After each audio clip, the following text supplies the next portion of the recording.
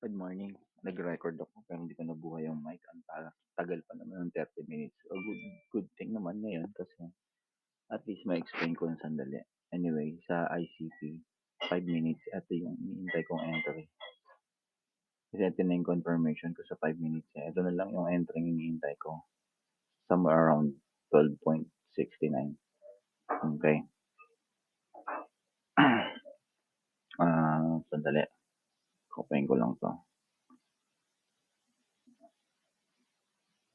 Okay. Hold ko lang kayo. Okay. So, waiting lang ako dito sa entry ko na to. Anyway, ano ba yung tinapik ko kanina? Yung, bago ko makalimutan, yung valid na, impulse sa TA natin. So, mag-start tayo sa 4 hours. Valid na impulse. Okay, 4 hours. So, pag maghahanap kayo ng impulse, ang valid na impulse kasi, tulad nito, unang-una niyong hahanapin is yung direction, right? Yung direction ng trend, yung bias ng trend mo. Nauna mo nga hanapin. Siyempre, yun ang una mong makikita kasi yun lang, yung bias ng trend. Yan, bias ng trend. And then,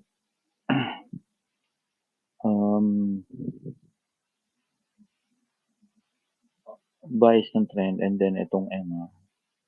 EMA. Tama dito.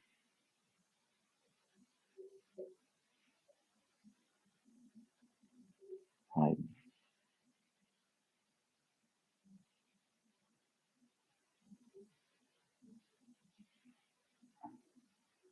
Yan, EMA. Tricky tong EMA eh. Pero dito, hindi pa yan nag-close. Hindi pa yan nag-close. So, ang hinahanap mo sa EMA, yung kung saan nag-start ang trend, di ba? Etong kung saan yung start natin, ito 1, pero dito wala pang 2. Wala pa yung 2. Tama. Tricky yan eh. See? Wala pa yung 2. So, ibig sabihin nito, pullback lang to. Etong malaking galawan na yan. Itong malaking galawan na to. Pullback lang yan. Tataas pa yan. Yeah, pullback lang yan.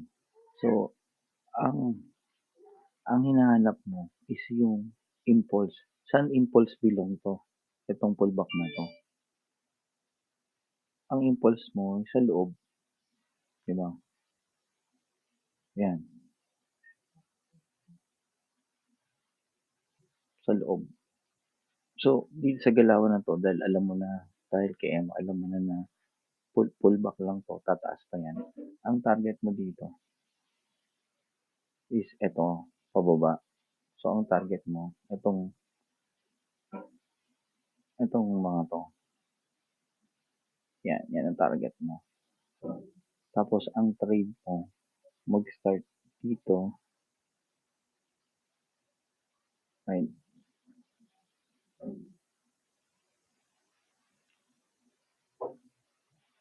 Saka dito. Yan.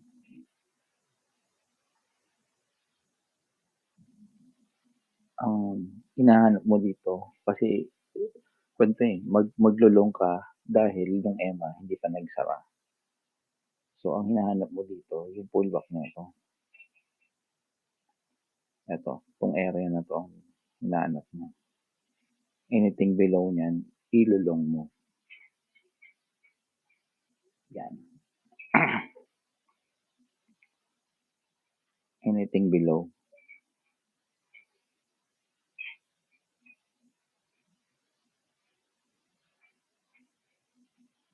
O dito.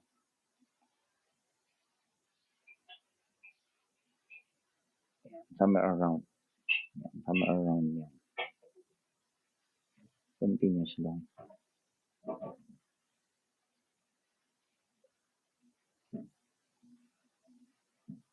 Na-hit mo na yung target mo. So, invalid na yan. Ayun.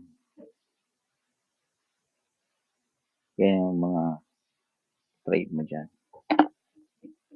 So, pasok pa din yan sa trade natin.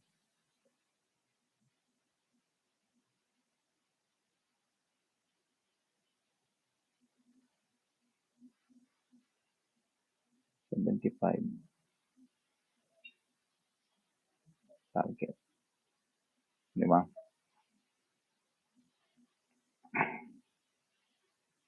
Yan. Pullback. Pullback.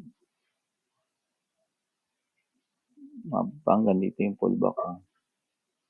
Anything below nitong pullback mo, lulong mo. Pullback. Yan. Lulong mo yan. Yan. Hanggang dito lang ang trade mo kasi tinamaan mo na yung target mo. Yan lang. Yan lang ang trade mo. Okay. 6 minutes lang. Yan lang. Basta kailangan within the impulse and corresponds with the EMA, right? Kung saan heading or regression.